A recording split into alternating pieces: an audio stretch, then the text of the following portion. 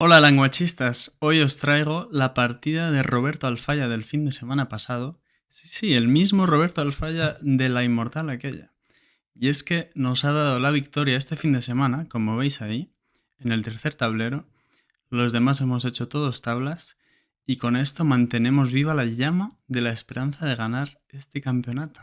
Bueno, vamos al lío. Roberto comienza con D4, el famoso sistemita con E3 y una idea interesante que es jugar A3 para jugar B4 atacando el alfil y sacar las piezas. Y llegamos a esta posición que las negras deciden jugar A5, una decisión bastante crítica porque, bueno, deja un peón retrasado en B7, una casilla débil en B6, pero también crea una débil en C5, crea posibilidades de una 4 que vamos a ver en la partida. Se crean ya muchos temas posicionales. Entonces sacaron las piezas tranquilamente y en cuanto vio al falla que estaba esta casilla libre, dijo el caballo: déjame saltar un poquillo que tengo hambre. Y fue ahí a por un pasto bien delicioso y se metió. Entonces el alfil de las blancas se lo come y el otro caballo rival dice: pues yo también tenía hambre, y se viene a C5. Tras enroque y torre C8 hay que hacer algo porque si no nos van a comer el peatón y un peatón de menos se nota al final. Entonces comió y alfil B5. ¿Qué ideas podría haber con blancas? Jugar a 4 quizás, caballo C4 y dejar este peón ahí en la garganta de las negras. Entonces, ¿qué hacen las negras? Juegan A4, medio única, y crea una buena casilla en B3 y contrajuego con los caballos. Y tras caballo F3 y caballo C7 atacando al alfil, se come el peón al falla, se queda momentáneamente con un peón de más, y tras caballo D5, caballo E5 y los alfiles se ponen ahí uno enfrente del otro antes de pasar el paso de peatones, y entonces este peón va a caer, pero nos vamos a quedar con los dos alfiles contra los dos caballos, que en principio es una ventaja. Y tras alfil por torre por llegamos a esa situación. Ponemos las torres en el centro y aquí, tras caballo D7 amenazando el alfil, yo estaba al lado en la mesa 2 viendo la partida y dije, bueno, quitará el alfil, ¿no? Y con los dos alfiles pues tiene ventaja. Pero Roberto dijo: no, mira, yo voy a comerme el peón, que aunque no sea lo más fino, confío plenamente en que el 4 contra 3 que habrá al final, después de cambiar los peones de B y de A, se lo voy a liar.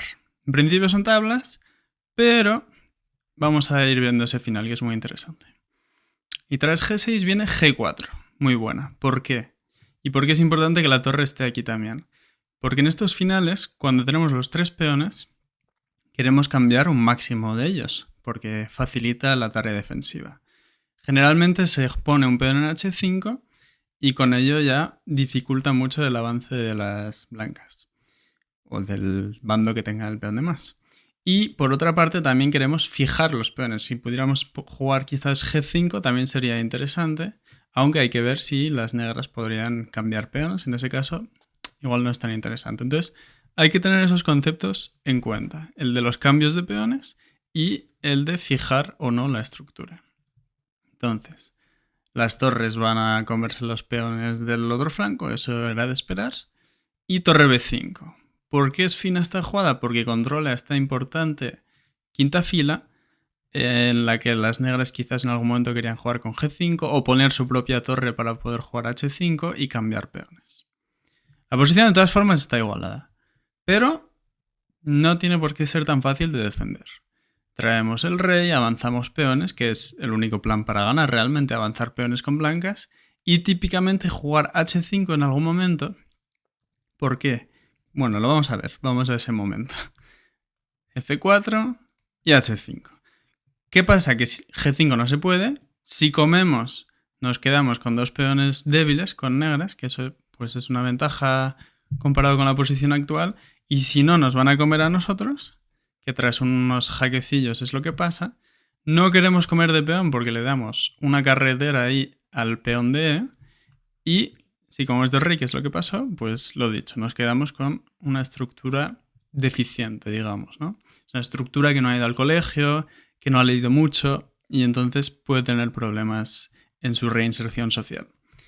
Tras jaque y llevar el rey para arriba, se hacen un par de jugadas y aunque parezca que no hay demasiado peligro, viene una imprecisión ya. Bueno, un error incluso diría. El módulo no lo da como error, pero también hay que valorar que somos humanos y que cuanto más fácil sea equivocarse, pues más nos vamos a equivocar. Entonces, ¿qué amenazan las blancas? Empezar a tirar estos peones. Quizás el DF no tan rápido para poder tener un refugio, digamos, para el rey, que en estos finales es muy importante también. Y poner la torre en séptima o en octava. Y también tendríamos amenazas de E6, porque este peón estaría clavado si la torre está allí. El caso que había que jugar torre A1 para empezar a molestar por detrás. Típica manera de defenderse es ser una lapa y empezar ahí a dar jaques para molestar, básicamente. Incordiar. Pero se jugó torre C4 y tras C4 viene el error decisivo. Un error, y como sabemos, los jugadores de ajedrez, se puede ir todo al traste. Y tras torre C1, que es el error, ahora sí quiso dar los jaques, pero ya era tarde, porque ahora te hacen E5. Y ya tengo un pasadizo para el rey. Se esconde ahí, se pone un escudo y ya se pone... Bueno, básicamente nos hemos quedado perdidos con los 3 peones. Ahora intentó evitar que pasara el rey, pero en algún momento hay que hacer algo con negras. Uno no se puede aquí quedar esperando toda la vida porque los peones van a avanzar. Y entonces pasó el rey y las negras quisieron buscar algo de contrajuego con H5. Pero viene la fuerte G5 que dice, no, yo no quiero cambiar nada, tú intenta avanzar ese peón si quieres, pero ese peón tampoco ha estudiado mucho y lo voy a parar bastante fácil con mi torre, ya sea por aquí o por acá, como veremos. El peón sigue avanzando, el rey se mete hasta la cocina y viene la torre a parar el peón de H. Y tras torre G3 viene el rey. ¿Qué estamos haciendo? Estamos dando jaque, nos estamos comiendo estamos avanzando el de... Muchas cosas. Es una familia numerosa, la familia blanca, y una familia trabajadora también.